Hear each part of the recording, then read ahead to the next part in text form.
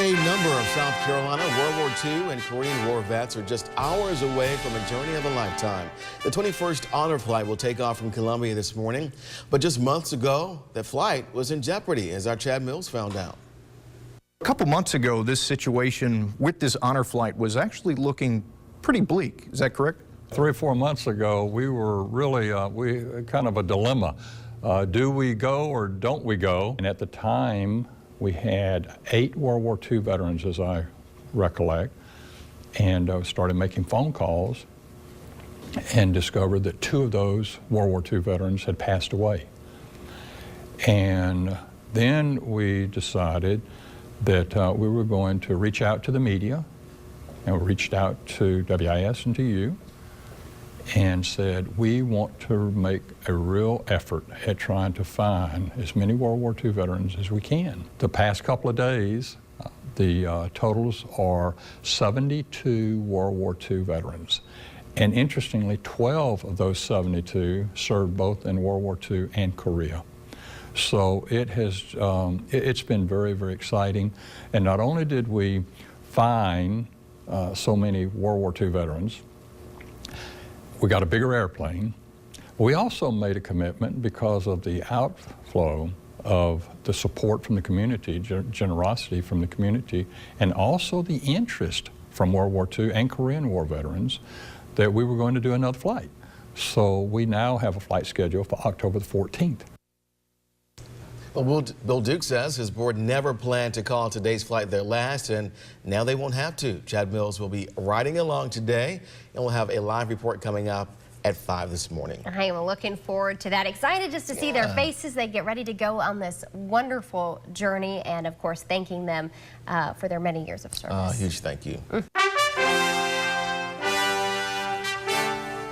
Welcome back. It is bound to be a day 98 South Carolina veterans will never forget. Honor flight of South Carolina will hit the skies for the 21st time this morning. Chad Mills is along for the ride and joins us live from Columbia Metropolitan Airport. Chad, good morning. Good morning. We're still a couple hours away from departure at this point, but you can see already a couple veterans and some of the guardians from Irmo High School already here behind me. The crowd of mostly World War II veterans should be here soon, and this terminal will get a whole lot louder as the celebration begins here this morning. It's from no lack of effort that this 21st honor flight is even happening today. Let's show you some video from a previous flight, but back to this 21st flight. There was a chance it wasn't even going to happen. There was also a chance it might have been the last flight. Well, that's not the case anymore by any means. Chairman Bill Duke says they started with only about half a dozen World War II veterans because really that's all they could find. Duke says they discussed scaling back, maybe driving instead of flying. But then Dukes reached out to WIS to get the message out, and that's just what we did. After that big push, Duke says the response was simply amazing. 72 World War II veterans will be on the flight, along with 26 Korean War veterans.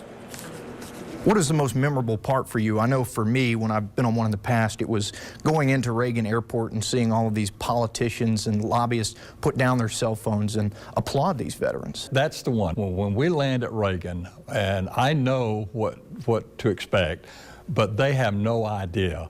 And the most fun for me is I get to get out of the plane first, and I get to get out to the crowd, and I get to be part of the crowd. You told me earlier in the year when this flight was looking like it was going to be scaled back that you will continue to do honor flights as long as the community supports you. Just real quick math, approximately $60,000 per flight, and 20 flights we've done, $60,000. That's $1.2 million, and that's in a 6-year period.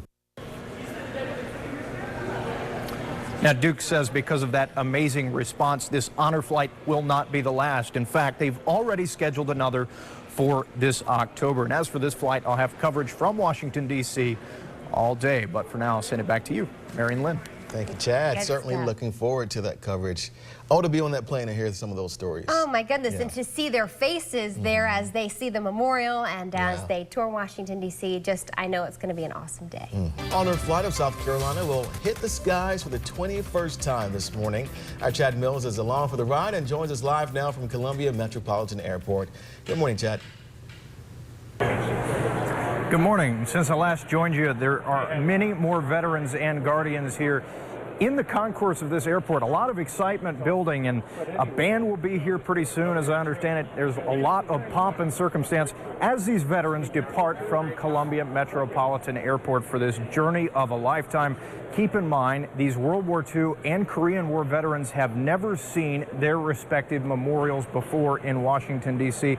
This will be a chance for them to do this, and all of this is made possible by Honor Flight South Carolina. Now, the chairman of Honor Flight, Bill Dukes, tells me that months ago, the Honor Flight was in jeopardy. They simply couldn't find enough vets for this flight. Well, they went to WIS. We ran a story. They had a very big push. Now we have 98 veterans on this flight, and that is remarkable. He says they will actually have to hold another flight in October because of this astounding response to that request for veterans to go on this flight. And Columbia Metropolitan Airport does a great job accommodating these veterans, and they will be boarding the plane around 8 o'clock, headed to Ronald Reagan National Airport in Washington, D.C. And WIS, myself, will be right there next to them as they make this historic journey up to our nation's capital. Guys. Good stuff. I could smile. I could watch that all day long. I could, and listen to those stories all day long as well. Absolutely. So looking forward to that coverage from Chad coming up throughout the day here. 98 South Carolina heroes are about to head home from Washington. The World War II and Korean War vets have spent all day there seeing the memorials for the first time in their honor. Our Chad Mills traveled with these American heroes to capture all of the special moments. He joins us live now from Reagan National Airport. Chad, I don't think there are even words to describe the day. A very emotional day full of tears, laughter, joy, and just remembrance of years past. We just arrived here at Reagan National Airport just about 30 to 45 seconds ago. Veterans are getting out of the 4 buses right now, making their way to the terminal. Our flight back to Columbia leaves just after 6 o'clock or so. These veterans have had a long day, as have the Guardians, but there's still a lot of energy. You see the veterans still talking to each other. They're still soaking up the last few minutes of what has been a remarkable journey to Washington, D.C. today. Journey for these 80 and 90-year-old heroes began about 12 hours ago as they arrived at Columbia Metropolitan Airport. Perhaps the biggest surprise was landing here at Reagan National Airport around 9:30 this morning. These vets were applauded and treated like the VIPs they are, but by just about everyone in the terminal, even people on vacation just catching a flight. I mean, next stop, the National Mall, where we first stopped at the beautiful World War II Memorial. Keep in mind, the World War II vets had never seen their memorial before since it opened on the National Mall pretty recently, back in 2004. From there, we stopped at the Korean, Vietnam, Lincoln, and Iwo Jima memorials, along with a trip to Arlington Cemetery. This flight was in serious jeopardy a couple months ago, and some thought it might be the last in South Carolina, since Honor Flight South Carolina couldn't find enough World War II vets at first. But all that changed. 72 World War II veterans and 26 Korean War veterans are on this flight. Well, you know, it's such an awesome memorial. It's so large. I've seen memorials before, but this is huge. September, I'll be 88 years old, you know. So every day counts now, you know. And this is really quite an event for me.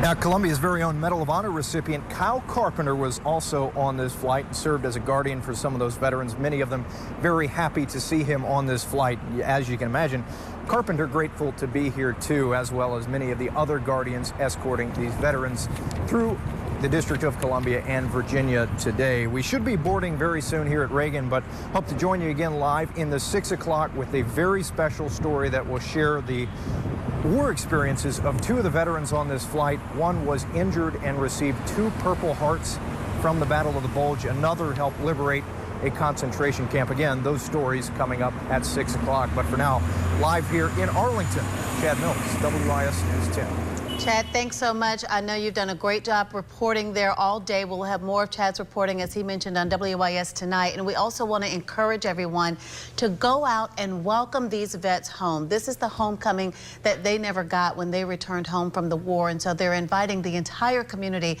to show up at the airport tonight, Columbia Metropolitan Airport. 8 p.m. is when they are expected to arrive to give them that hero's welcome home after an amazing day. Well, an unforgettable day in Washington for almost 100 Palmetto State's veterans is winding down. The vets in their 80s and 90s, of course, they have been participating in the 21st trip put on by Honor Flight South Carolina. Our Chad Mills had the honor of traveling with them. He's been with them since early this morning and joins us live now from Reagan National Airport as they prepare to make their way home. Chad? And they've just started boarding into this U.S. Airways chartered flight back to CAE. You know, at first, it was thought this flight might not even be possible. It was also thought that it could be the last. Well, all of that has been proven wrong. Korean War veterans and World War II veterans have come out of the woodwork to make this flight possible. It's the journey of a lifetime for these members of the greatest generation. Thanks for your service, sir. 72 veterans from all over South Carolina who answered the call and served in the Second World War. Oh, thank you so much. Now all are seeing their memorial for the first time.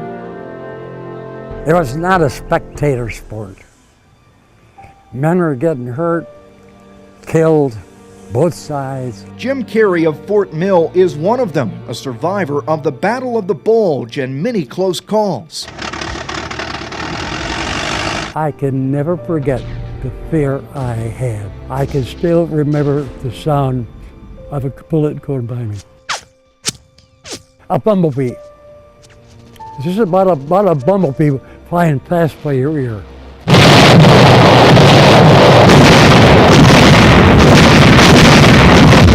But it was shrapnel from a German artillery round that took Carey's left leg in Belgium and earned him one of his 2 Purple Hearts. All I knew was something hit me in the back of my leg like a baseball bat. Then I heard the sound. The shell that got me killed my Jeep driver and killed my platoon sergeant. Carey says after the injury, the Army doctors and nurses overseas changed his life. They all were subtly working on you so that you wouldn't become a mental cripple. The reason Carey says his future was so bright: he earned multiple degrees, worked for a Detroit electric company, got into politics, and raised a family, all with one leg. I am technically 60% legally disabled. Don't get on a pity pot. Don't feel sorry for yourself. Find something or some way you could substitute whatever your weakness is. An hour away, Irmo resident Cecil Siegler is also on the flight. And I served under General Patton. He was a tough general in the 20th Army Division. It was part of his 3rd Army. Siegler's division became known as the Liberators, and he saw the evil of Nazi leader Adolf Hitler firsthand.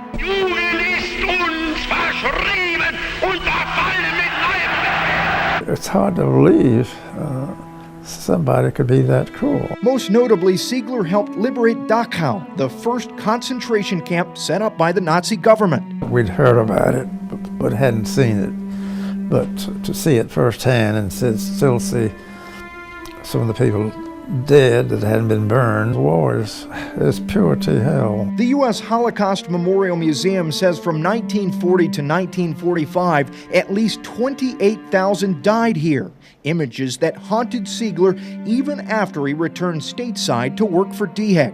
There's still some dead ones on boxcar train rail with an open boxcar. They'd haul them in there and, by the carload.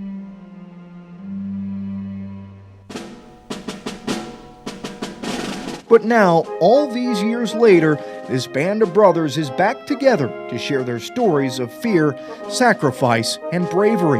Myself, as a Vietnam veteran, I want to thank all of you. And to be honored in such a grand occasion, perhaps for the last time.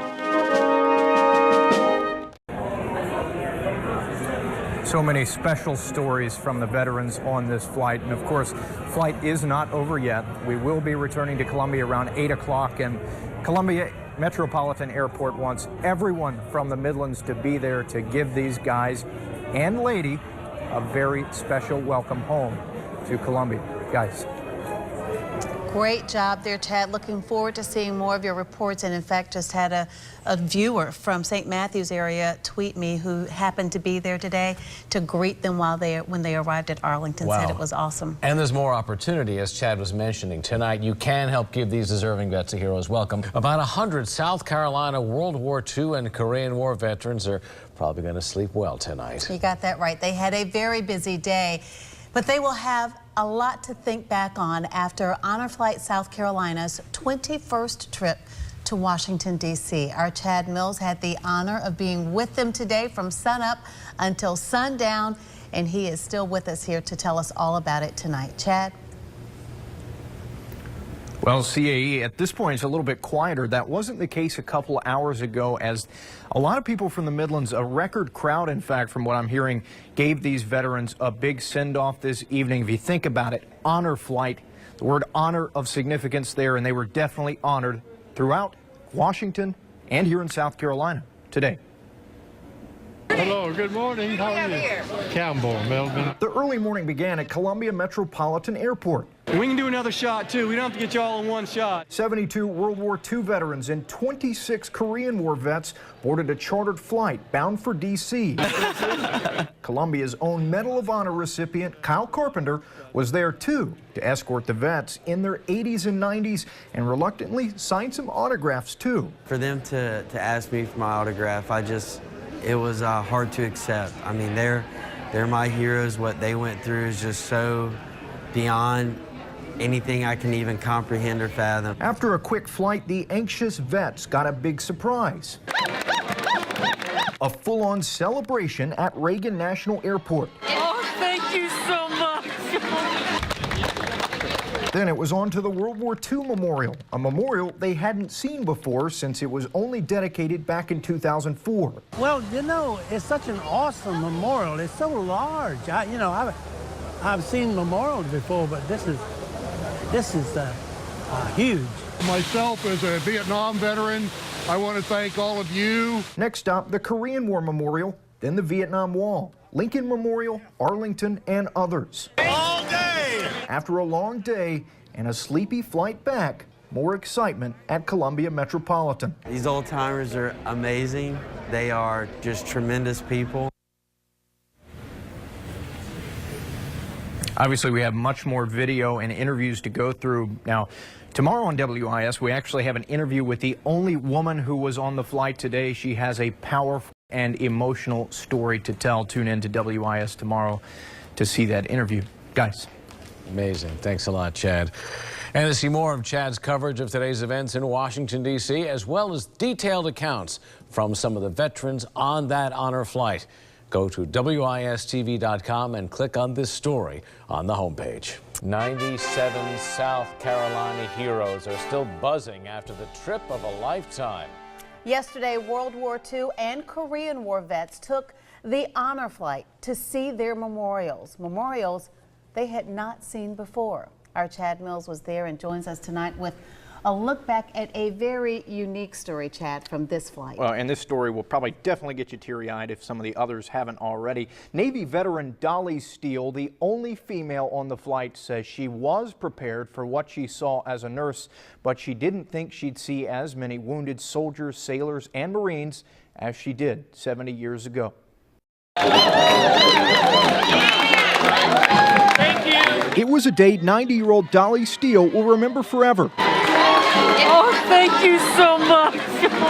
Well, it was a lot more than I expected. It's something that I'll never forget. A day that ranks high on the list of her best days ever. I'd say #1. It's just been wonderful. On a flight full of 96 men, Steele was the only woman. From 1945 to 1946, she was a nurse with the Navy WAVES, or Women Accepted for Volunteer Emergency Services. Well, I was in Naval Hospital out in Corvallis, Oregon. And we got the men came back from the war, the Army, Navy, and Marines, all of them. And on this 21st honor flight, the veteran got a chance to see her memorial, the Women in Military Service for America Memorial, outside Arlington National Cemetery. Well, I was overcome there because I saw the pictures. Have you been in the military before? World War II veteran? Yes, I'm registered Okay, when you're charter member. Inside the memorial, a computerized database full of info about the women who served, including Steele. Oh, look at that. Look at that. Look at that. That's very nice, beautiful picture. Long time ago. Yeah, well, that's all right. Hey. But Steele hoped an old friend and fellow nurse's photo was also there too. We didn't see each other again until it was probably in the 90s when she came to Charlotte, her and her husband. And then she passed away, but her husband had wrote and told me about it. Oh, look at that. There's Betty. Look at that. You got the right one? That's wonderful.